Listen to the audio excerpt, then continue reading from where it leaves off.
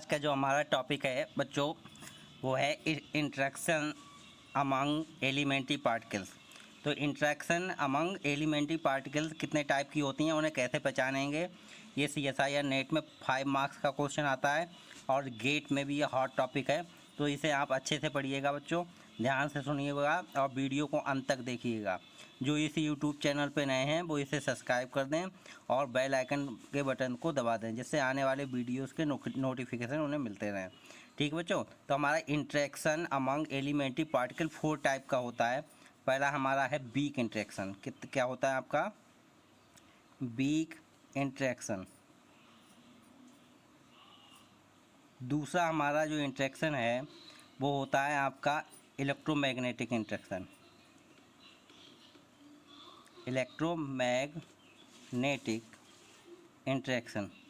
तीसरा जो हमारा इंटरेक्शन होता है वो होता है स्ट्रॉन्ग इंटरेक्शन। और चौथा जो नंबर आता है वो होता है हमारा ग्रेविटेशनल इंटरेक्शन। ग्रेविटेशनल इंटरेक्शन जो नेट के एग्ज़ाम में क्वेश्चन आता है वो इन 3 इंटरेक्शन से पूछा जाता है। ठीक है, और 5 मार्क्स का क्वेश्चन आता है।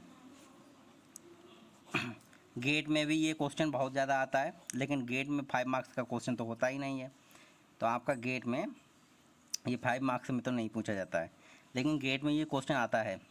ठीक है, अब हम स्टार्ट करते हैं बच्चों कि हम कैसे क्या क्या पहचानेंगे कि कौन सी इंटरेक्शन वीक है, कौन सी इलेक्ट्रोमैग्नेटिक है, कौन सी स्ट्रॉन्ग है, जो कि नेट के हिसाब से पूछा जाएगा। ठीक है, तो हम ज़्यादा आपको नहीं बताएंगे, इसमें बताएंगे कि जो वीक इंटरेक्शन होती हैं वो वीक इंटरेक्शन क्या होती हैं। जो पार्टिकल डीके हो उनमें न्यूट्रिनो इन्वॉल्व हो, पार्टिकल के डीके होने के बाद क्या हो, न्यूट्रिनो इन्वॉल्व हो, वो इंटरेक्शंस को क्या कहते हैं, हम वीक इंटरेक्शन कहते हैं। यानी कि वीक इंटरेक्शन में हमारा क्या, न्यूट्रिनो या म्यू न्यूट्रिनो ये इन्वॉल्व हो जिस इंटरेक्शन में, उसे वीक इंटरेक्शन कहते हैं। दूसरा वीक इंटरेक्शन में आपका चार्ज है, आपका लेप्टॉन नंबर है, बैरियन नंबर है, ये क्वांटिटी क्या होती हैं आपकी, कंजर्व नहीं होती हैं। ठीक है, नॉट कंजर्व क्वांटिटी होती हैं, तो आप उन्हें पहचान लेंगे, वो वीक इंटरेक्शन होती हैं। ठीक, तो हमें आपको क्या याद रखना है वीक इंटरेक्शन में कि या तो हमारा न्यूट्रिनो इन्वॉल्व हो या हमारा क्या हो, उनमें कुछ भी ये चीज़ कंजर्व ना हो, तो हमारी वीक इंटरेक्शन होती हैं। ठीक है, एग्जांपल हम आपको दे देते हैं। एग्जांपल देखते हैं। एक जैसे न्यूट्रिनो है, न्यूट्रॉन है, न्यूट्रॉन किस में टूटा, प्रोटॉन में, इलेक्ट्रॉन में, और इलेक्ट्रॉन के साथ हमारा क्या निकला, एंटी न्यूट्रिनो। आपसे कोई पूछे ये कौन सी इंटरेक्शन है, तो ये वीक इंटरेक्शन है। कैसे पहचानेंगे, क्योंकि इसमें एंटी न्यूट्रिनो इन्वॉल्व हुआ है। दूसरी है आपका, ये तो बीटा डी के है, दूसरा इनवर्स बीटा डी के है, इनवर्स बीटा डी के। अब क्या है इसमें बच्चों, आपसे पूछे ये कौन सी इंटरेक्शन है, तो वीक इंटरेक्शन। कैसे पहचाना हमने, इसकी वजह से। और नहीं तो आप कंजर्वेशन लॉ लगा के देख लीजिए, अगर कुछ भी कंजर्व नहीं होगा तो आपको वीक इंटरेक्शन हो जाएगा। तीसरा है एग्जाम्पल इसका कि हमारा, अब ये आपसे कोई पूछे तो आप डायरेक्ट देखते ही बता देंगे ये क्या है, आपका वीक इंटरेक्शन है। ठीक है, अब बात करते हैं हम इलेक्ट्रोमैग्नेटिक इंटरेक्शन की। किसकी, इलेक्ट्रोमैग्नेटिक इंटरेक्शन की बात करते हैं। तो इन इंटरेक्शन में क्या होता है, फोटान इन्वॉल्व होता है। क्या होता है आपका, फोटान इन्वॉल्व होता है। दूसरा है जो आइसो स्पिन डेल्टा I3, वो किससे, 0, ±1 से चेंज हो जाता है।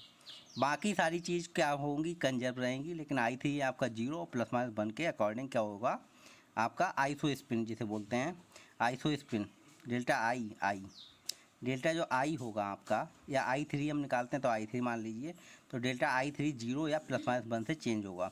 बाकी सारी चीज़ क्या रहेंगी, हमारी कंजर्व रहेंगी। ठीक है, अब बात करते हैं इसके एग्जाम्पल की बात करते हैं। तो ये क्या है हमारा एग्जाम्पल, एक पाइयान है, न्यूट्रल पाइयान, वो 2 गामा फोटान में क्या हुआ, आपका डिके हुआ है। तो ये आपका गामा फोटान इन्वॉल्व हुआ है, तो ये हमारा क्या हो गया, इलेक्ट्रोमैग्नेटिक इंटरेक्शंस। ठीक है, या इलेक्ट्रोमैग्नेटिक इंटरेक्शन में ये वाला रूल क्या होता है, वायलेट होता है। बाकी सारे कंजर्वेशन लॉ फॉलो होते हैं।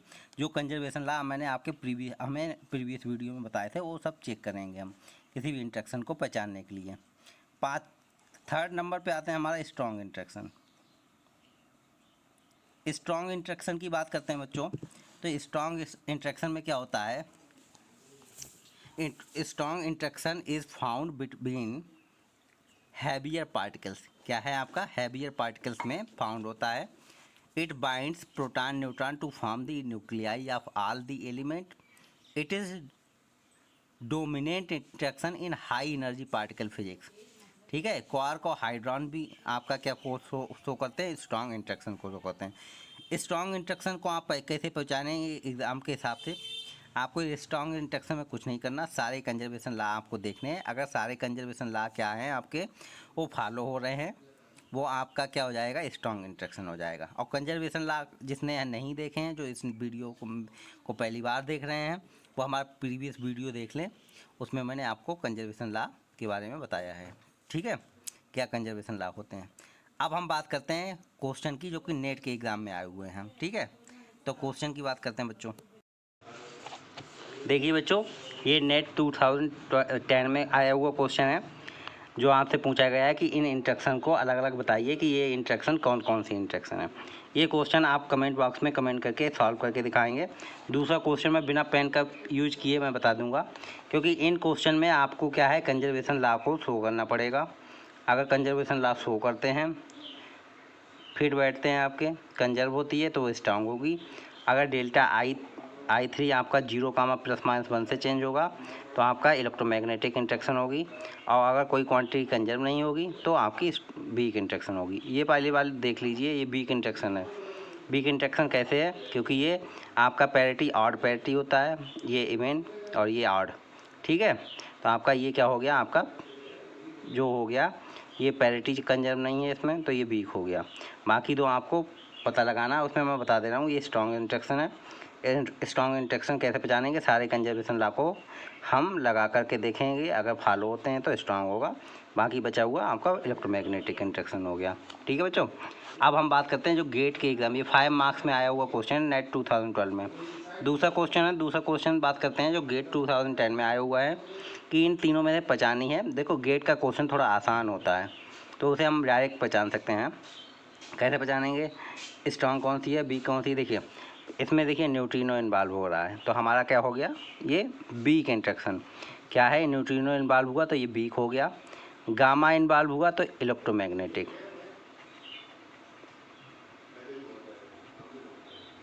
ये क्या हो गया? इलेक्ट्रोमैग्नेटिक। बचा हुआ आपका स्ट्रॉन्ग हो गया। देखिए हम लोग कुछ भी पहचान सकते हैं। इसका हवा में चटनी बना दिया हम लोगों ने, बिल्कुल। अगर आप साइंस पाठशाला को देखेंगे तो आप तुरंत क्वेश्चन लगाना सीख जाएंगे। आपको किताबें नहीं पढ़नी हैं, किताबों पढ़ने से कुछ नहीं होगा। किताबें पढ़नी है तो सिर्फ नॉलेज के लिए, ज़्यादा से ज़्यादा नॉलेज के लिए रिसर्च करते हैं उस समय पढ़नी है। अभी के लिए आपको नेट का एग्ज़ाम क्वालिफाई करना है, गेट का एग्ज़ाम क्वालिफाई करना है, तो आपको ज़्यादा किताबें पढ़ने की ज़रूरत नहीं है मेरे हिसाब से। बाकी सबका अपना अपना व्यू होता है, लेकिन मैं आपको बता दिया कि ये वाला आपका वीक इंटरेक्शन है। क्यों? क्योंकि न्यूट्रिनो इन्वॉल्व हुआ है। ये वाला इलेक्ट्रोमैग्नेटिक इंटरेक्शन है, ये आपका इसमें फोटान इन्वॉल्व हुआ, गामा फोटान। ये बचा हुआ स्ट्रॉन्ग है। ये नेट गेट 2010 में आया हुआ क्वेश्चन है। बताइए इसमें क्या था। ठीक है बच्चों, तो आज के लिए इतना ही। कल मैं आपको, अगर आप ये सॉल्व नहीं कर पाए पहला वाला क्वेश्चन, तो सॉल्व कराऊंगा, और मैं गेट और नेट के क्वेश्चन सॉल्व करवाऊंगा कल, जो कि आपके एलिमेंट्री पार्टिकल फिजिक्स से आए हुए हैं, इस इंस्ट्रक्शंस पे और कंजर्वेशन लॉज पे। ठीक है बच्चों, तो आज के लिए इतना ही। धन्यवाद।